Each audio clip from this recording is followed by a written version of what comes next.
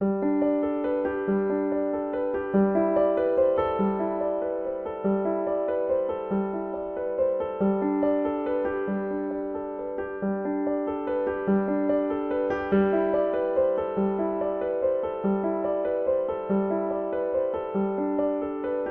everyone!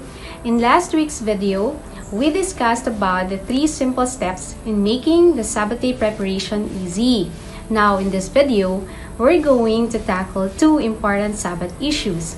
Firstly, is that we have to answer the question as to why we should seriously consider accepting God's invitation to Sabbath rest. And secondly, we are going to learn again the major reasons as to why we should set apart Sabbath day among all the other days that God has created. Now let's go with the first. The biblical creation account essentially served as a theological rebuttal of all the other gods who never allowed anyone to rest. In a restless world like ours, God required rest. Again, imagine what kind of first impression that would have given to an ancient person's understanding about God. The God of Scripture not only rests himself but invites his creations to rest with him. The impression would undoubtedly have been that God was the Lord of time.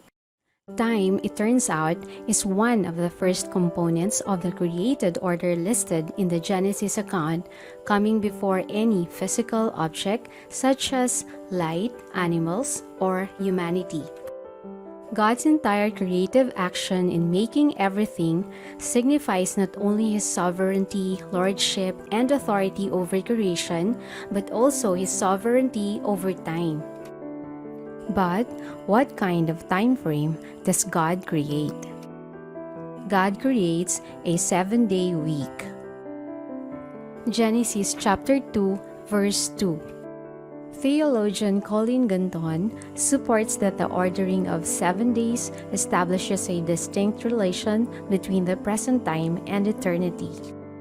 That is, the 7-day week was created by God to serve as a contrast to the realm of eternity in which he dwells. Consider God's invitation to rest on the 7th day. In other ancient Eastern creation myths, people were created for the purpose of being worked to the bone to accomplish the fiats of the gods. Unlike those other gods, however, God commands that humanity is to work hard and rest well. In no other creation narrative do the gods provide this kind of rest to creation. No other god gave a break. No other god carries the well-being of creation as close to the heart as did God. Sabbath is a moment of eternal glory, momentarily breaking into our finite, restless world. The 7-day week is God's brilliant creation and is not something that can or should be tinkered with, although some have tried to. In 1793, France, in an effort to increase human productivity, de-Christianized the calendar by modifying the 7-day week to a 10-day week. New clocks were even invented to reflect the revised week. The experiment, however, radically failed. Suicide rates skyrocketed, people burned out, and production decreased. Why? It turns out humans were not made to work 9 days and rest only 1 in a week. We were made to work 6 days and rest 1. The 7-day rhythm is sacred and is not the result of human ingenuity. Rather, it is a reflection of God's brilliance. In every week, 1 day is to be set aside for rest. So central to God is the ethical imperative to rest that it is established in Scripture before commands against murder, adultery, divorce, lying, incest, rape, jealousy, and child sacrifice. In fact, of the 10 commandments, Sabbath is the only command originally expressed directly to Adam and Eve. So why do we Sabbath? Genesis says we Sabbath first because God kept a Sabbath, and second because God built it into the DNA of creation, and it is therefore something creation needs in order to flourish. As God invites us to Sabbath, we will be tempted to think that Sabbath cannot work for us. I don't have the time to take a whole day to rest are among people's complaint and expression so often and for many years now. Biblically, however, this is not the case. The biblical story tells us that to rest one day a week is to be truly human, and to not rest is to be inhuman. Humans were made to rest. And as the creation story reminds us, the need for rest is built into the genetic makeup of the universe, and ignorance of such is like humanity trying to genetically modify the whole universe. Even scientific communities increasingly grasp these realities.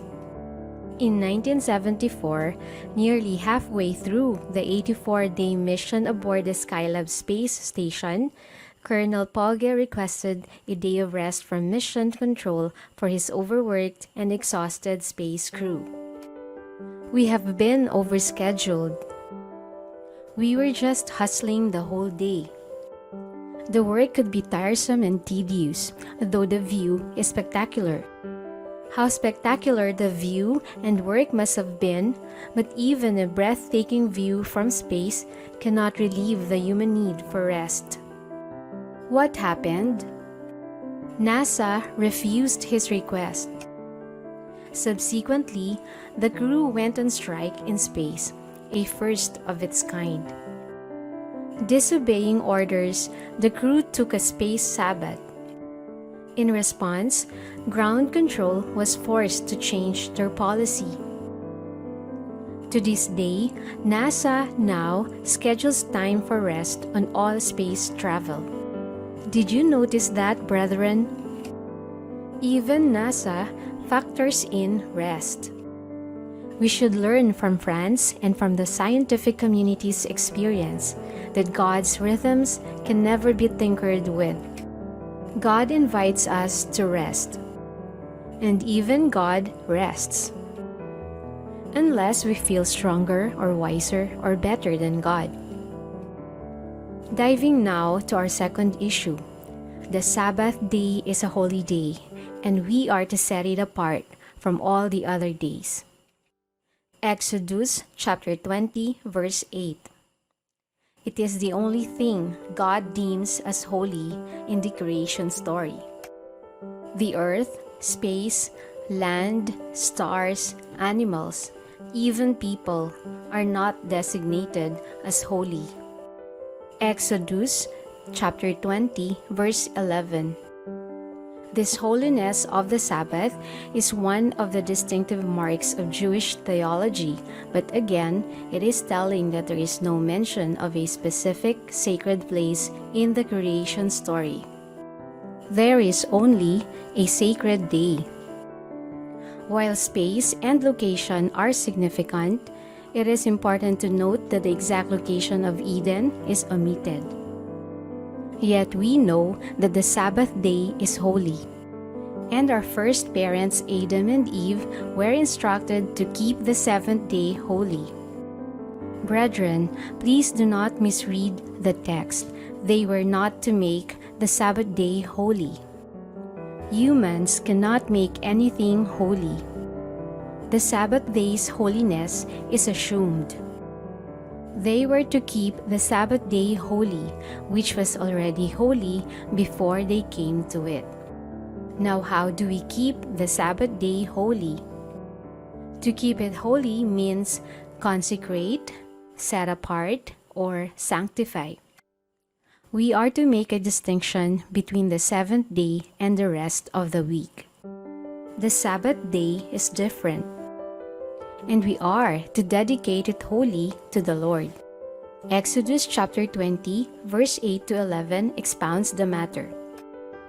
Specific guidelines on keeping the Sabbath day holy in another video. Finally, another compelling reason why we ought to keep the Sabbath day holy is the fact that God Himself declared it as a sign of our covenant with Him and for generations to come. Exodus chapter 31, verse 13.